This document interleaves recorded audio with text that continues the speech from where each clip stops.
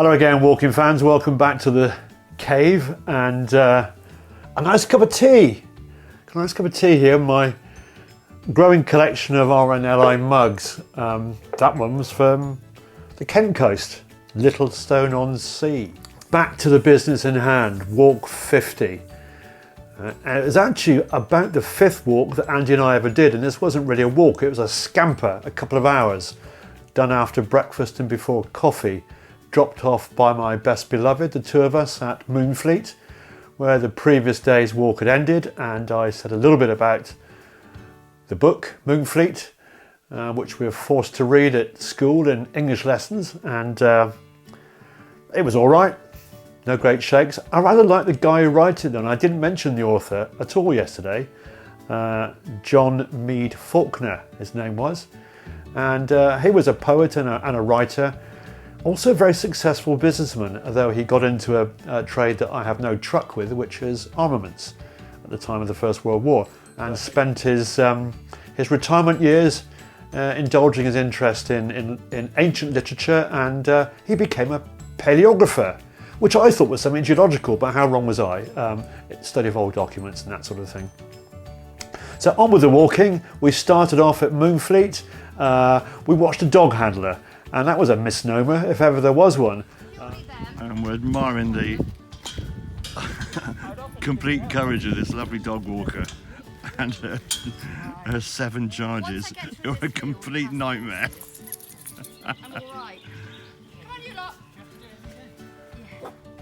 And is doing the sterling work of gate duties. Emma's on logistics support duties. There we go. They're actually through the gate. Off we strode. Emma left us behind to see us a few hours later at the other end of the walk, which was 6 miles away. Over, it has to be said, quite an uninspiring bit of countryside. And we're doing probably one of the less flamboyant legs of the whole project. From basically the middle of nowhere behind Chesil Beach to Weymouth, to give ourselves a nice little link into a future walk around the Isle of Portland, and then basically the last 3 legs along the famous Purbeck coast all the way around to Journey's End at South Haven Point. Fingers crossed 2023. Colossal deluge overnight. We finished off the walk yesterday in quite heavy drizzle, and it continued all night long, and finished remarkably just about the time we walked out the front door to pick up Andy, which has to be said is a major SWCP result. Morning thoughts are that it's grey, overcast, but it's not raining. The fleet is wet. Portland up ahead. Looking forward to a bit of a yomp. Sad it's only a half a day, but that's how it is. But we will re-engage with this area at some time in the near future. Low rolling hills, no geology really to look at apart from the landscape itself. We're underlain by Jurassic rocks here. To our immediate right was the fairly pleasing waters of the Fleet Lagoon, which features in Moonfleet, and the austere, and I guess if you're in the right mood, bleakly beautiful, barren, shingle monstrosity, mass monumental barrier beach, Chesil Beach. Made infamous in the eponymous novel or novella written by Ian McEwen, which is a rather ghastly tale of unrequited love. And on we trudged, and it was a bit of a trudge, nothing very much to look at really. We chatted away about this, that and the other.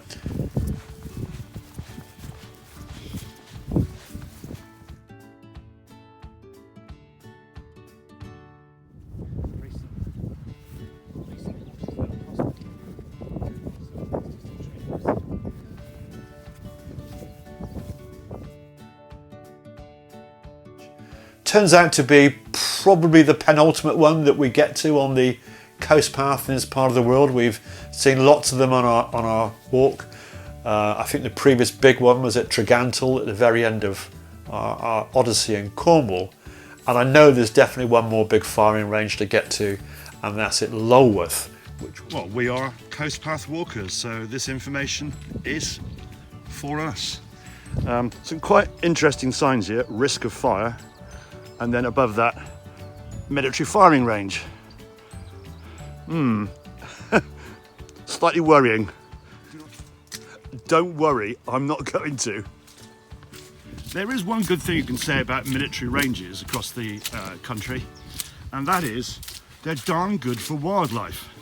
Because people aren't allowed on them, or their animals, you often get lovely areas of natural, in this case, heathland vegetation, which is to be applauded. What I find more difficult to put up with is the grotesque waste of money involved in playing silly boys games, whilst there are far bigger problems in the world. And it just tees me off. It's interesting to see, but it leaves a bad taste in my mouth, if I'm being honest.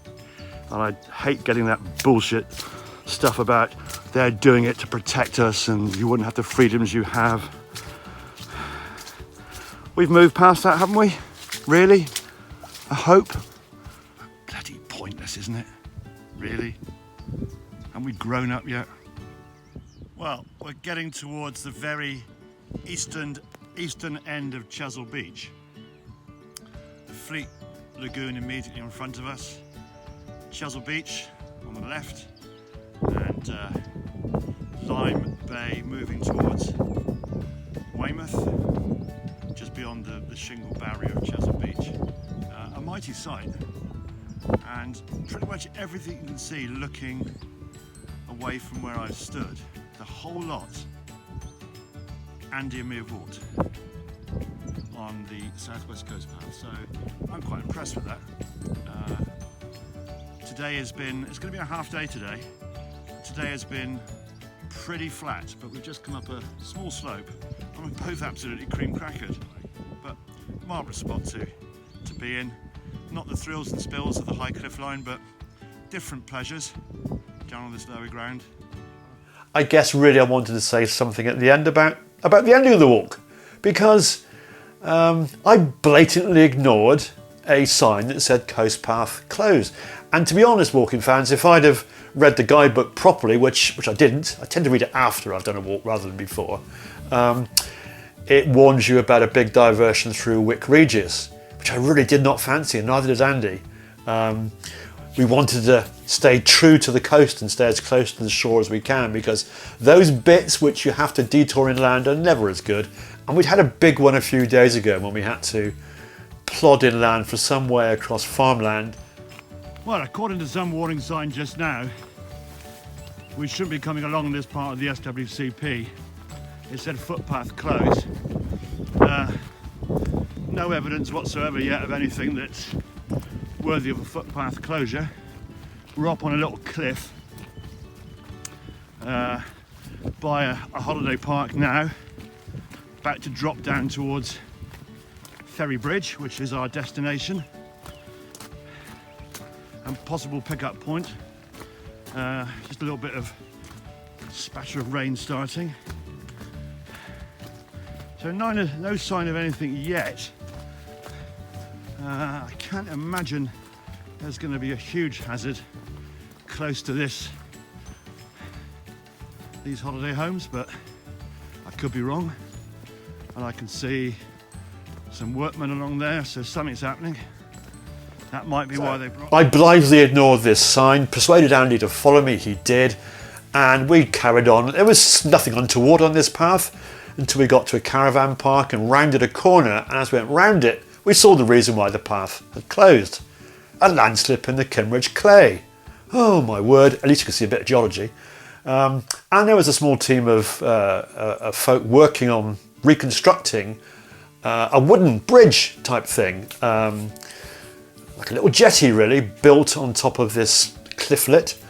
And it was close to being completed, and I had a word with kindly folk there, and they said, no problem at all, mate. You carry on, you do what you got to do. They're probably muttering bloody coast path walkers, but never mind, they let us through and on we went, and in short order finished off in the small boatyard at Ferrybridge. Very nice and appealing looking restaurant there amongst the shacks, the Crab House Cafe, which I've marked out for future visitation. Well, this is the end of our half-day walk. The target was Ferrybridge, and that rather unfortunate looking pub is the Ferrybridge Inn, and it's a goner, and it looks a somewhat dangerous building, to be fair. In front of us is the main road straight across to the Isle of Portland. So there we go, that's for a future day. You can pretty much see Portland from the north end down to the south, and that's a one-day circuit, 13 miles or thereabouts. Emma appeared as if by magic, picked the two of us up and whisked us back to Ypres. Andy selflessly volunteered to then drive, after we'd had a bit of a wash up, I'd had a bit of a wash up, Emma and I across to Seatown and the magical Anchor Inn. It's in the pub that this idea of doing the Southwest Coast Path started to develop. We'd had the idea on top of Golden Cap and talked about it all the way down, sat in the pub and thought it through a bit more, and after we got back to Bristol, started doing the research that led to us planning out this magic adventure that we're on.